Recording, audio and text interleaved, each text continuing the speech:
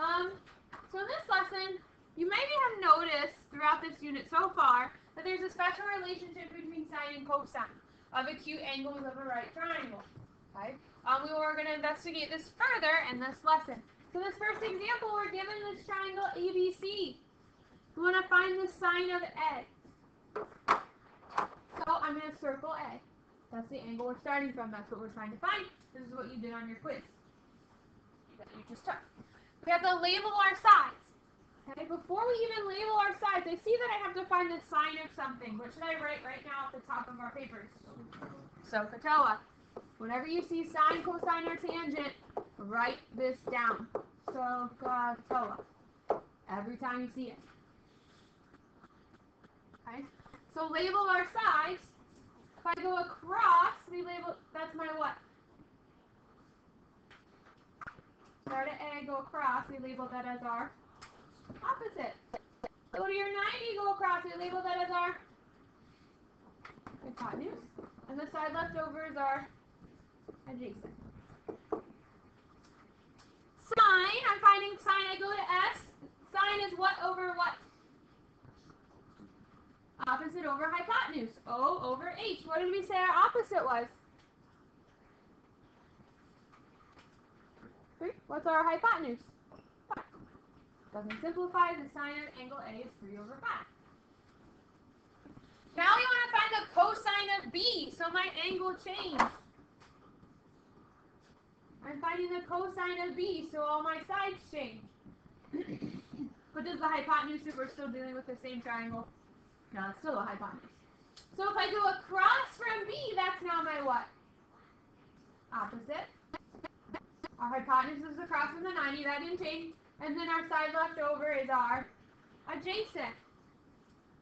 Now based off our new sides, I'm going to find cosine of B, so I go to C. Cosine is what over what? What's the ratio for cosine? A over H, which stands for? Over the hypotenuse. Right, what's our new adjacent? 3. Our hypotenuse is 5. What do you notice about the outcomes? They're the same. If you're not paying attention, I would pay attention. If you're doing something else. They love to ask these questions on the OST. Like they've asked multiple of these types of things we're talking about today. So if you're not paying attention, today is the day that you need to. So when you come across these questions, you know how to answer them. They are the same.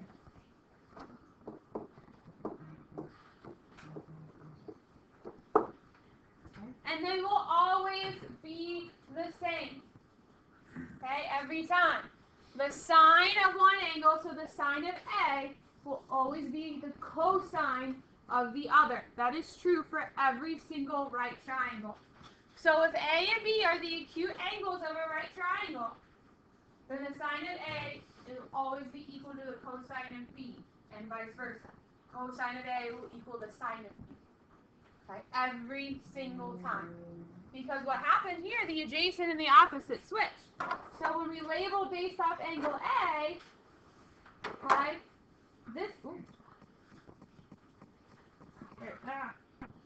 side was the opposite based off angle A. This side was the adjacent. But when we switched our angle, our opposite and our adjacent switched. So the opposite of A is the adjacent for B, so they end up being the same every single time. Okay, so if we take a look at this example, the right triangle FGH is shown below. The sine of F is 0.53. What's the cosine of H? What is it? 0.53. It's saying the sine of one angle is 0.53. They want to know the cosine of the other. We just said those are the same. So if you're ever given sine of an angle, and they ask you for the cosine of the other angle, it's whatever you're given. We're given 0.53. 0.53 is our answer because they are the same. Okay? Not a lot of work. You just have to remember that fact. The cosine of one angle is always equal to the sine of the other and vice versa. But take a look at example 2. It says in the right triangle below, the cosine of u is 3/4.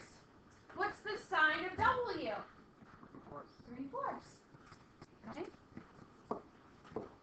Now, if you get this question and you get stuck, you don't remember that fact, you can do what we did on the quiz. You could have done, okay, u is opposite. Crossing the 90 is my hypotenuse. Side left over is my adjacent. I know cosine is adjacent over hypotenuse. So my adjacent is 3. My hypotenuse is 4. And then done the Pythagorean theorem and found this. And then found the sine of w. You could have done what we've been doing when we're missing a side. You could have done all that work. And you still would have gotten the right answer.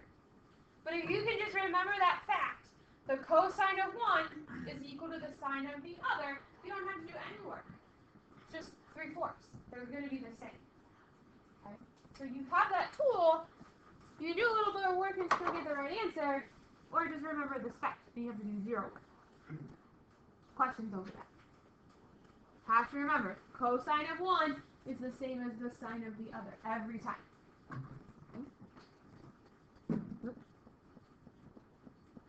You flip it over, right?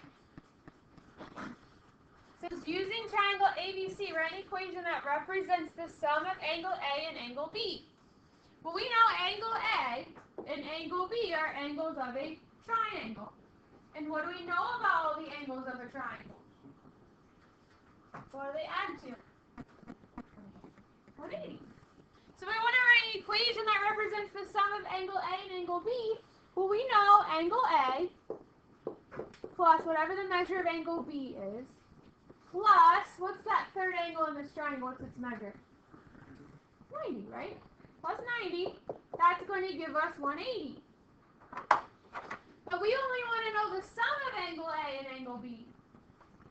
Okay? So what would we have to do with that 90? Subtract it, right? Move it over. So we only want to know what A plus B is. So move this guy over. So we get that the measure of angle A plus the measure of angle B equals what? What's 180 minus 90?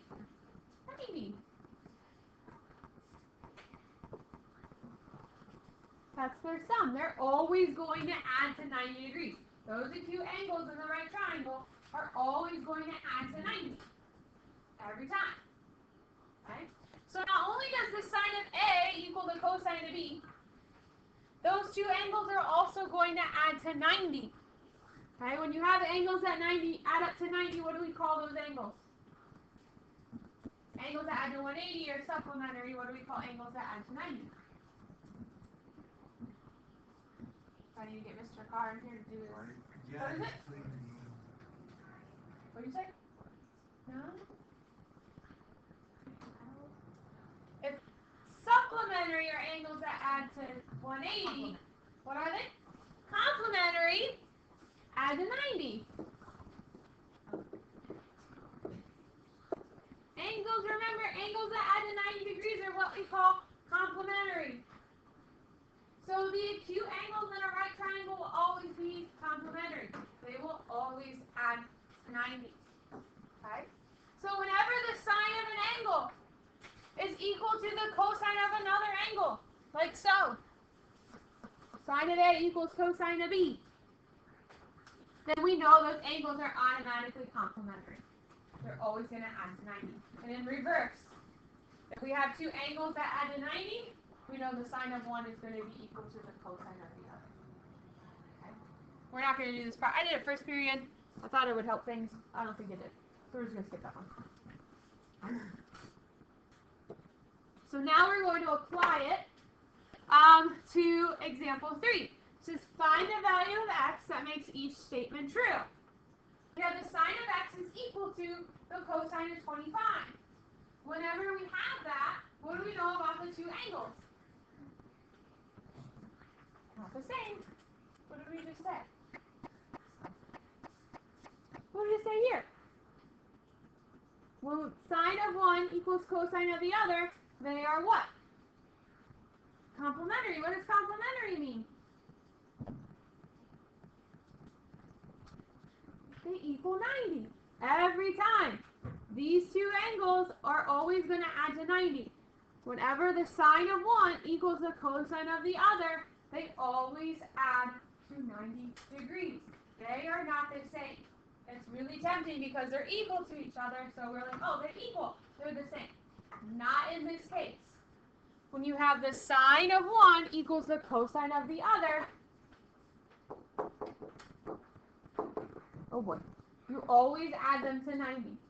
Okay?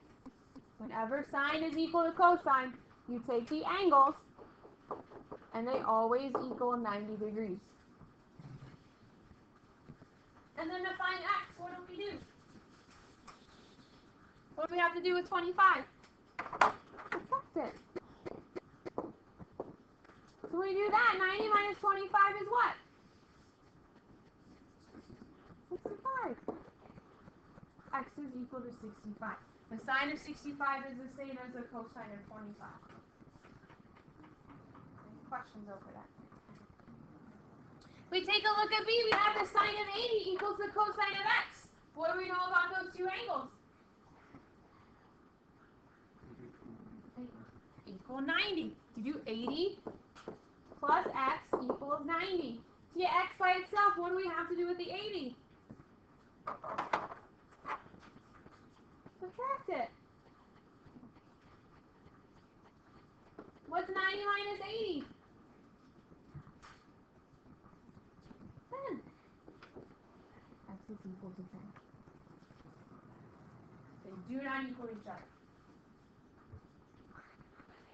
Don't equal each other if one of the angles is 45 degrees. Another time they equal. Okay? For C, cosine of x equals the sine of 75. What do we know about those angles? Are they the same?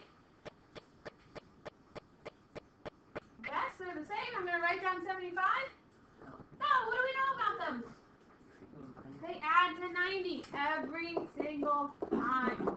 They are complementary. So to get x by itself, what do we have to do with the 75?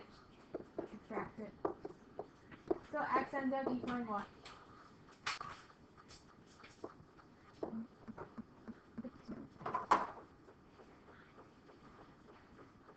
I'll show you. They're not the same. Okay, my calculator.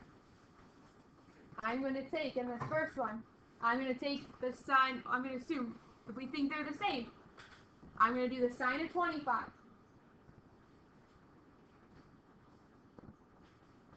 And the cosine of 25.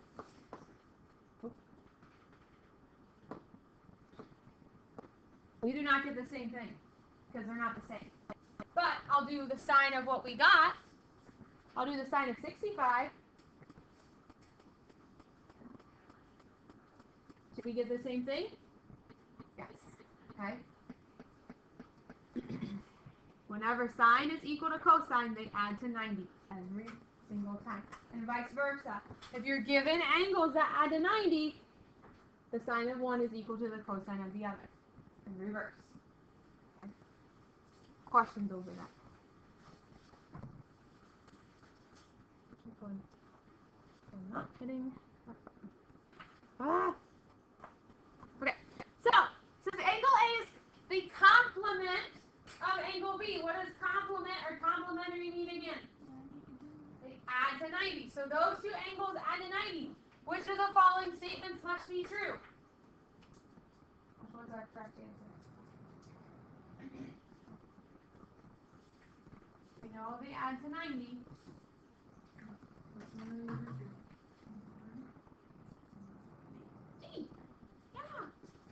Just what we talked about.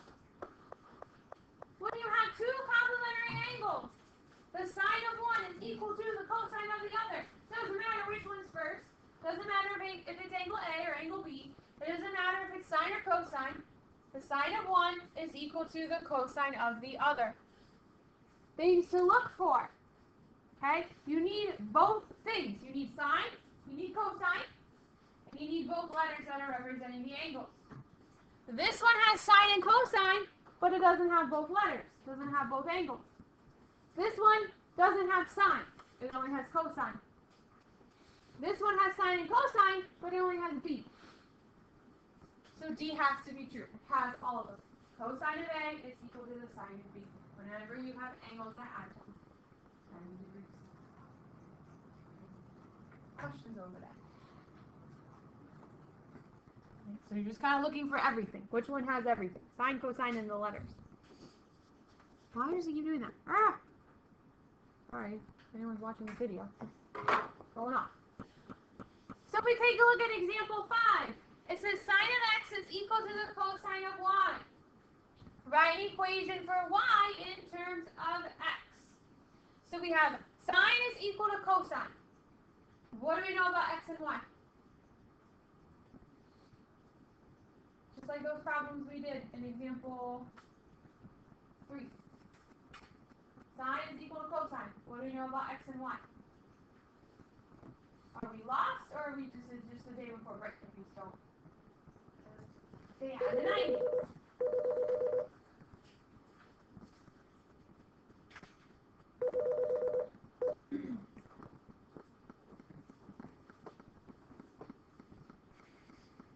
So just like here. Oh, this board.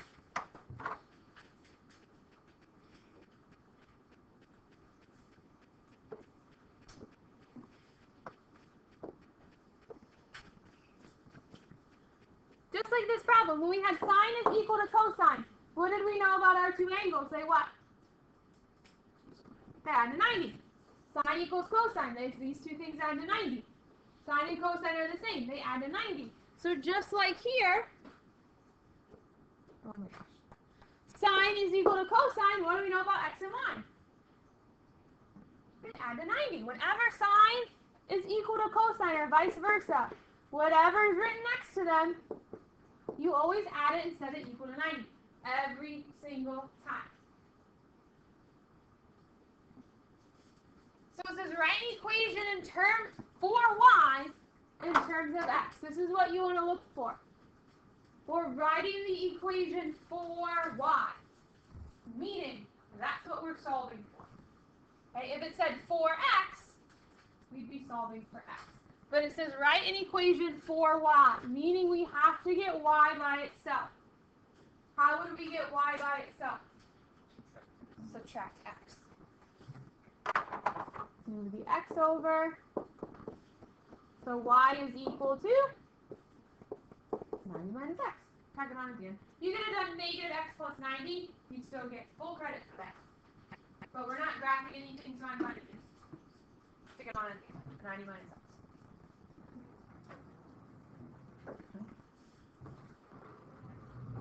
Questions over there?